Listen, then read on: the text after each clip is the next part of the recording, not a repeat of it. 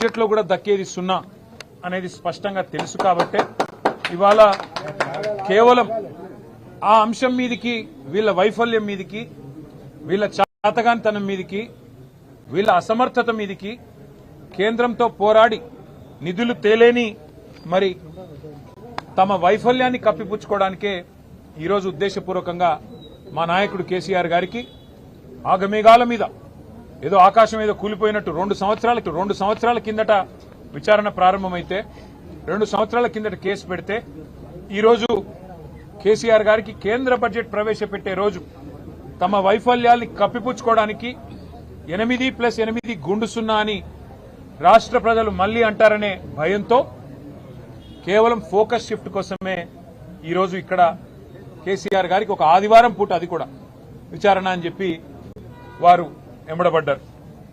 నిజానికి ఈ సిట్ ఏదైతే ఉందో వారు చట్టాన్ని గౌరవించలేదు. భారత ప్రభుత్వం పార్లమెంట్ ద్వారా తెచ్చిన బిఎన్ఎస్ఎస్ చట్టాన్ని కూడా వీరు గౌరవించలేదు. అందులో పొందుపరిచిన నిబంధనలు కూడా గౌరవించలేదు. ఆ విషయాన్ని నిన్న మా ఆర్ఎస్ ప్రవీణ్ గారు చాలా వివరంగా మీకు చెప్పారు. సిట్ చట్టాన్ని గౌరవించలేదు. కానీ మేము ఒక బాధ్యత గల పార్టీగా తెలంగాణ ప్రజల గొంతుగా తెలంగాణ ప్రజల ప్రతినిధిగా పెద్దలు కేసీఆర్ గారు ఈరోజు సిట్ చట్టాన్ని గౌరవించకపోయినా రాష్ట్ర ప్రభుత్వం ఆడిచ్చినట్టు ఆడుతున్నా కేసీఆర్ గారు మాత్రం చట్టం మీద న్యాయం మీద ఉన్న గౌరవంతో పూర్తి స్థాయిలో ఇవాళ విచారణకు సహకరించి ఆయనకు నిజానికి ఇక్కడ రావాల్సిన అవసరం లేదు. తాను నివాసం ఉండే చోటే నేను విచారణకు హాజరవుతాను అని చెప్తే ఏ కోర్టు అయినా వెంటనే తీర్పిస్తుంది. ఎందుకంటే గతంలో ఎన్నో ప్రెసిడెంట్స్ ఉన్నాయి. కానీ కేసీఆర్ గారు మాత్రం తాను ఏ తప్పు చేయలేదు కాబట్టి మేము ఏ తప్పు చేయలేదు కాబట్టి నిజాయితీగా ఈరోజు వారు రావాల్సిన అవసరం లేకున్నా అవసరమైతే న్యాయస్థానాన్ని ఆశ్రయించే అవకాశం ఉన్నా చట్టాన్ని గౌరవించే ఒక రాజ్యాంగబద్దమైన పదవిలో ఉన్న గౌరవ ప్రతిపక్ష నాయకుడిగా తెలంగాణ తొలి ముఖ్యమంత్రిగా గౌరవ ప్రజాప్రతినిధిగా వారు ఈరోజు సిట్ కి సంపూర్ణంగా సహకరించారు. వారు అడిగిన ప్రతి ప్రశ్నకి స్పష్టంగా కుండబద్దలు కొట్టినట్టుగా సమాధానం ఇచ్చారు. ఈ రోజుతో నాకు అర్థమైన కాడికి నాకు తెలిసిన కాడికి మరి ఈ రాష్ట్రంలోని పోలీస్ యంత్రాంగానికి ముఖ్యంగా ఈ రాష్ట్ర డీజీపీకి సిట్ కి నాయకత్వం వహిస్తున్న పెద్దలకి ఒక విషయం తేటతెల్లమైందని నేను అనుకుంటా ఉన్నా. అసలు ఎలాంటి తప్పు జరగలేదు అనే మాట స్పష్టంగా ఈ విచారణను నిర్వహిస్తున్న అధికారులకు ఇవాళ తేటతెల్లమైందని చెప్పి నేను భావిస్తా ఉన్నా.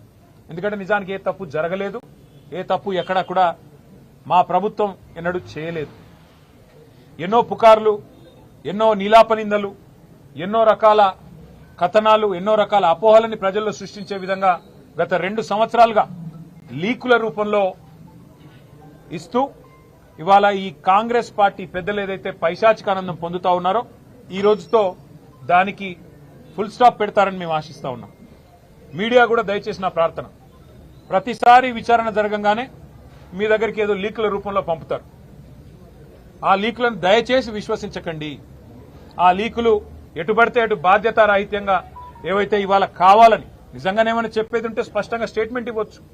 నిజంగానే ఏదైనా తప్పు జరిగింటే అధికారులు ముందుకొచ్చి చెప్పొచ్చు, మంత్రులు ముందుకొచ్చి చెప్పొచ్చు, బాధ్యతలో ఉన్న వ్యక్తులు ముందుకొచ్చి చెప్పొచ్చు. కానీ మరి కేవలం లీకుల మీద ఆధారపడి మరి ఇదిగో పులి అంటే అదిగో తోక అన్నట్టుగా నడుపుతా ఉన్నారంటేనే ఈ కేసులోని డొల్లతనం బయటపడుతుందనే మాట కూడా నేను మీకు విజ్ఞప్తి చేస్తా ఉన్నా.